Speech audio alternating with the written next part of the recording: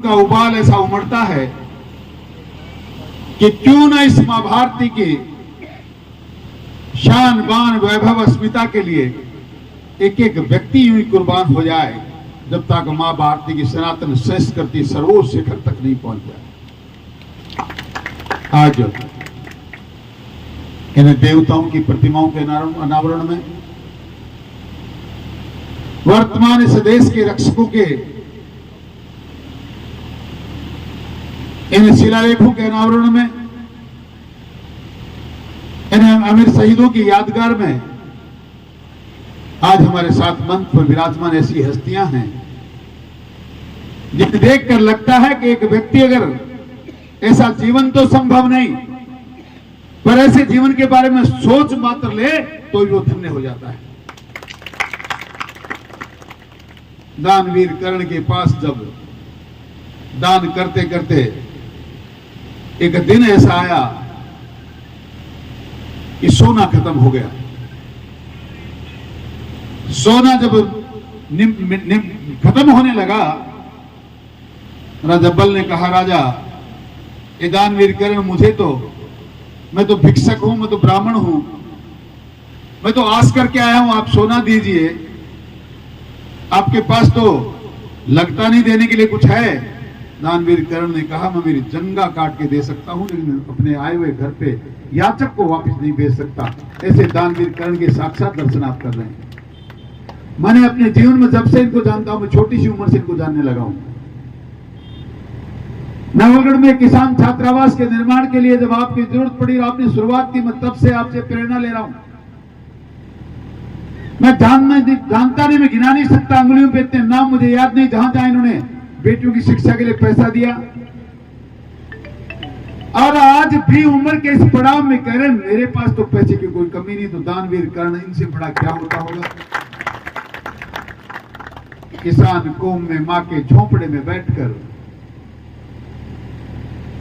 इस भारत की सेना के सर्वोच्च पद को सुशोभित करने वाले जनरल लेफ्टिनेंट जनरल आदरणीय कमल साहब साहब, एक एक जवान के सीने में अपनी तस्वीर रखने वाले, इस शेखावाटी में जगह जगह अपना नाम, हम जिनका नाम हम सुनते हैं, ब्रिगेडियर आदरणीय भगवान सिंह जी, ऐसे लोग इस मंच पर आज विराजमान हैं। और मंच कैसा है,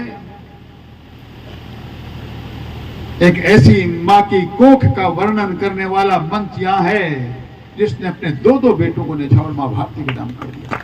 मां तेरी कोख को सलाम, तेरी कोख को प्रणाम। ऐसे बाप के इस मंच पर बैठा है जिसने सीने पे पत्थर रखने में दो वीरों को मां भारती के नाम न्यौछावर कर दिया, पर आज भी आपके सामने एकदम निर्भीक और निडर होकर बैठे और बेटे की प्रतिमाओं का दावन कर रहे हैं। मैं कैसे प्रणाम इन वीरांगनाओं को करूं जिन्होंने अपने जीवन के ऊपर एक पहाड़ सा रखकर अपनी यौवन को, अपनी जवानी को न्यौछावर करके इन माताओं को प्रेरणा दे रही हैं। हमने तो अपना सुहाग खोया है, हमारा सिंदूर खोया है, पर हमें गर्व है कि हमारा सुहाग, हमारा सिंदूर मां भारती के काम आया है। वैसे मंच को ये पर सेना की टोली बैठी है, बहुत से जनप्रतिनिधि बैठे हैं, मैं ऐसे मंच को प्रणाम करूं, मैं शहीदों की प्रतिमाओं को प्रणाम करूं, मैं ऐसे मंदिरों को प्रणाम करूं, मैं इस मिट्टी को प्रणाम करूं जिसमें ऐसे दो नौनिहाल जयसिंह और पिंटू ने खेल कूद करके, पढ़ाई करके अपने यौवन को निखारा और मां भारती की सेवा के लिए पागल होकर चले गए। मैं एक कण कण को नमन करना चाहता हूं, आपकी इस धरती को प्रणाम करना चाहता हूं जिस पर वो लोग शहीद जो हुए हैं वो खेल कूद कर गए और आप लोग उस धरती पर विराजमान हैं। मैं समस्त महानुभावों को प्रणाम करना चाहता हूं, इन देवियों को प्रणाम करना चाहता हूं और अपने आप को धन्य समझता हूं कि मैं भी इस मिट्टी पर खेलता हूं, कूदता हूं और आपके बीच में काम करता हूं। ये सम्मानित मंच, उस मंच के समक्ष विराजमान मोतियों से महंगे मेरे किसान बुजुर्गों, जिगर के लहू से प्यारे मेरे नौजवान दोस्तों, ऐसी शक्ति स्वरूपा माताओं जिन्होंने हम जैसे जनता के सेवकों को, ऐसे शहीदों को अपनी कोख से जन्म दिया, मैं आप समस्त महानुभावों का इस मंच के माध्यम से बहुत बहुत हार्दिक अभिनंदन करना चाहता हूं, आपका स्वागत करना चाहता हूं। इसमें कोई दो राह नहीं, कि किसानों के बेटे नहीं होते, मां भारती की सीमाएं सुरक्षित नहीं होती। मां भारती के आन बान और अस्मिता की रक्षा करने के लिए किसानों ने बहुत से बलिदान दिए। हम तो उनके बेटे हैं जिनकी मां ने बेटों को फांसी पे चढ़ाते समय भी आंखों से आए तो बेटे ने पूछा, भगत सिंह की मां ऐसी नहीं हो सकती, ए देवी तुम कोई और तो नहीं, आपने मुझसे वादा किया था कि तुम अगर मां भारती के नाम न्यौछावर हो जाओगे तो भी मेरी आंखों में आंसू नहीं आएगा। आपकी आंखों में आंसू है तो मैं नहीं मानता कि आप मेरी मां हैं। और मां का जवाब सुनिए। और आज इन दो प्रतिमाओं को देखकर वो बात मुझे याद आई है। भगत सिंह की मां बोली, बेटा ये तो वो फौलादी मां है, ये तो वो मां है जिसने रोना सीखा ही नहीं। पर दुख इस बात का है, रो इसलिए रही हूं कि तेरे जाने के बाद में हमारी मां भारती का क्या होगा, इसकी आजादी के लिए लड़ेगा कौन। एक बेटा और होता तो मां भारती के नाम फिर न्यौछावर कर देती। रोना इस बात का है। ये तो वो माताएं हैं, ये तो वो मां है जिन्होंने एक नहीं दो दो लाल समर्पित कर दिए। ए माता है, पिता है, वीरांगनाओं है, बहनों और भाइयों, मैं आपका बहुत बहुत अभिनंदन करना चाहता हूं, आपका स्वागत करना चाहता हूं कि आप ऐसे कार्यक्रमों में आए हैं। जनरल साहब का विचार था, सैनिक कमाए हैं, लोग कमाए हैं। जनरल साहब शेखावाटी की धरा है जिसको आपने भी बहुत देखा है। आप भी बड़े हैं, पले हैं यहां से। ये शेखावाटी गरीबों की धरती भी है, अमीरों की धरती भी है। ये जवानों की धरती भी है, किसानों की भी धरती है। यहाँ पेट भी पालना पड़ता है और देश भी चलाना पड़ता है, इसलिए संख्या के चक्कर में पड़ने की जरूरत नहीं। मैं तो आपकी उपस्थिति देखकर एक बात कहना चाहता हूं कि मात्र इन लोगों के मां भारती के ऊपर न्यौछावर होने से, इनकी प्रतिमाएं लगाने से हमारा देश सुरक्षित हो गया। और देश सुरक्षित हो भी गया तो क्या आप सुरक्षित हो गए? मुझे कतई शोभा नहीं देता, न मंच इजाजत देता, न हालात इजाजत देते कि मैं आज के दिन में कोई राजनीतिक चर्चाएं करूं। पर ये सारी की सारी चीजें जो हैं वो प्रजातंत्र में राजनीति से बाहर निकल ही नहीं सकती। हम उस देश की औलाद हैं, हम उस देश के लोग हैं जो दुनिया का कभी गुरु रहा। इस सनातन संस्कृति ने पूरी दुनिया को हमेशा दिशा दी है। स्वामी विवेकानंद ने पूरे संसार को रास्ते चलना सिखाया है। थोड़े दिनों पहले एक G20 का सम्मेलन था। एक महामना इस देश में की धरती पर G20 देशों का नेतृत्व कर रहा था। आपने अगर गौर से देखा और आप लोगों ने देखा हो मंच के महापुरुषों, पूरी दुनिया के बड़े बड़े लोग जो कभी हम उनके गुलाम हुआ करते थे, वो उस महामना के पीछे नंगे पांव चल रहे थे। यह है मां भारती का कमाल, यह है मां भारती के नेतृत्व करने वाले लोगों का कमाल। इसलिए राजनीति की चर्चाएं करना भी जरूरी है। और ये राजनीतिक चर्चाएं इसलिए करना चाहता हूं, जनरल साहब ये कह रहे थे थोड़ी देर पहले, ऐसे लोगों के हाथ में नेतृत्व दीजिए जो आपके विकास की चिंता करें, आपके परिवार की चिंता करें, आपके मान सम्मान की चिंता करें। और हमने क्या किया? हमने ऐसे हाथों में नेतृत्व दिया जो दुनिया के लाल महावीर झाझड़िया की कत्ल करके चले गए। हमने ऐसे लोगों के हाथों में नेतृत्व दिया जिनमें किसी ने मदन मणकस की हत्या की हुई, बाबूलाल सैनी की हत्या हुई, कभी किसी के हाथ पैर तोड़े गए। 100 साल से मैं किसानों की लड़ाइयां देखता आ रहा हूं। पिछले 30-40 साल से किसानों के दंश को मैं भी झेल रहा हूं। एक बार मौका मिला राजस्थान की विधानसभा में जाने का, एक बार ने अनेक बार लड़ाइयां लड़ी। मंदिर में माफी की जमीनों पर किसान बैठा है। ए सरकार वालों आंखें खोलो। एक किसान का सम्मान करने वाले, किसानों की बदौलत विधानसभा के पवित्र सदन में पहुंचने वाले लोगों, हमारे किसानों को बिजली के कनेक्शन चाहिए, उनको लोन चाहिए, उनको अपनी जमीन नाम पे चाहिए। लेकिन किसी सरकार की कान में जो नहीं रंगी, नहीं हो पाया। और विडंबना देखिए, जिनको आपने चुनकर भेजा उसने सैकड़ों जमीन, मंदिर माफी की जमीनों पर कब्जा कर लिया। जमीनों की रजिस्ट्रियां हुई, जमीनों के नामांतरण हुए। बैठ जाओ, थारे भरोसे ही बोल रहे हो मैं, बैठ जाओ एक बार। मनो बेरोई को नहीं थी, अति कमजोर नहीं, लोग तो कहे थारा संघर्ष झुंझुन में रहेगा थे, विराज जाओ। कटे कौन जा बागार भैंस कटे ला देंगे, चली जाएंगी तो चली जाएंगी, बैठ जाते बनारसी अर्जे चली गई डूंगर का नहीं रोटी हुए को नहीं होंगी, बटन वगैरह छोड़ रखे। हाँ बैठ जाओ। मैं अधिकार पूर्ण इनको इसलिए कह रहा हूं, वर्मा साहब और जनरल साहब आपसे निवेदन करना चाहता हूं, हम पे एक बड़ी समस्या आई।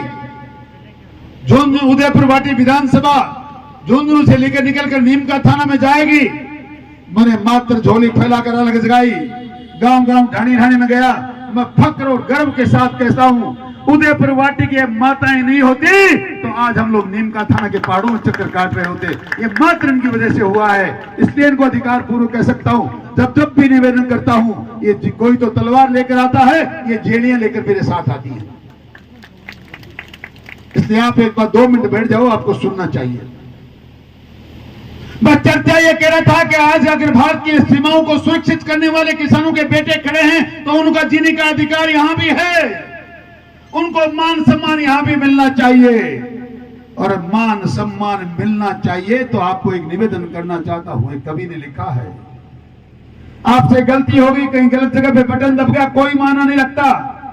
फिर एक कवि ने लिखा कि पूछ कर अश्क अपनी आंखों से मुस्कुराओ तो कोई बात बने। ये मां जब अभी दुख व्यक्त कर रही थी, रो रही थी, तो तब ये पंक्तियां मुझे याद आई कि पूछ कर अश्क अपनी आंखों से मुस्कुराओ तो कोई बात बने, सिर झुकाने से कुछ नहीं होता, सिर उठाओ तो कोई बात बने।